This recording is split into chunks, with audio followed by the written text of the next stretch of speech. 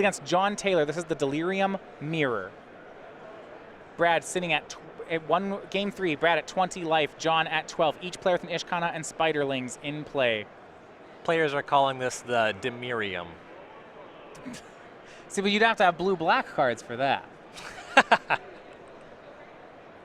And 1, 2, 3, 4, 5 card types in the yard for John. You see he's picked up the Gonti Lord of Luxury tech. We saw that from Alian Trazi first 2 weeks ago.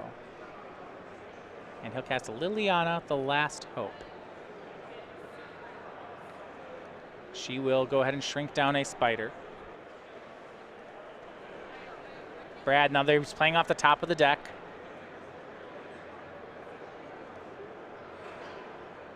Neither player yet with enough lands on the battlefield to start activating Ishkana.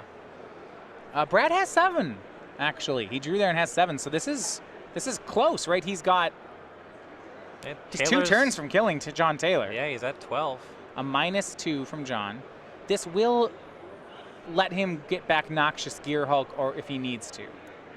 And found an Emrakul as well, but that Gear Hulk to get that Ishkana off the table. And, you know, Liliana sticks around with 2 loyalty to find the Emrakul down the line. Really good turn here for Taylor. Yeah, he'll get the Gear Hulk, cast it, targeting Ishkana, the Graph Widow. That's a great turn for Taylor. He was reasonably close to dying to Brad. He had 2 turns to find an answer to Ishkana, does it on the first. So the Gear Hulk's going to attempt to shoot down the 3/5 spider. Yeah, I assume we'll see an activation and response. It depends on what Brad's last card is. He did draw for the turn. Yeah, you're right, 7. That'll put John, for a moment it'll put him down to 8, but then he'll gain life off the Gear Hulk. Looks like Brad's last card is Grapple. They can grapple back Ishkana and make a bunch of spiders. Wouldn't mind that. I think that's what he'll do. Grapple with the past, 3 into the yard, gets back Ishkana, casts her. Now he has 7 spiders. That is a 2-turn clock with those activations again. And Brad's still at 20. A lot more work for John to do. Though producing Emrakul would be able to get that spider off the battlefield another time. 5 card types in the yard for John Taylor. He'll start by casting Traverse the Ulfenvault. He has 6 mana in play, so 2 more to go. If he -2s the Liliana to get back Emrakul, the Liliana adds a card type. So this should be fine, but he's going to go even greedier. He's going to cast Gonti, Lord of Luxury. If he has the land in hand, I like this. Otherwise, I maybe almost want to find a land. Yeah, if he didn't have the land, I would certainly want that. To make sure that next turn everything's good to go for Emrakul. Yeah. Gonti is also just a pretty medium card. It has a variable, questionable value. Takes one of the top 4 cards of Brad's deck. Okay, and then plays the land. Okay, yep. So he got him covered. All Sounds right. great.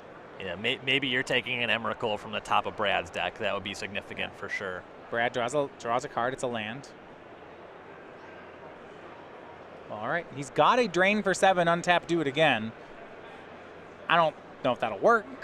Guesses no. Yeah, Brad's looking at the battlefield. He sees that Emrakul can happen. Gives John the chance to mess it up. Plays a land, says go. Back to John Taylor.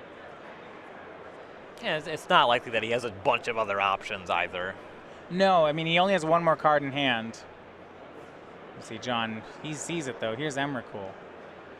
-2. And this was a smart play. What John did last turn that I really like, he didn't use the Liliana so that he could make sure that she would hit the graveyard this turn. And that was really strong. Yep, very heads up there. Knows that there's really no way that combat's going to happen. And now he plays the Promised End. Brad double checking. Yep, 6 card types in the graveyard.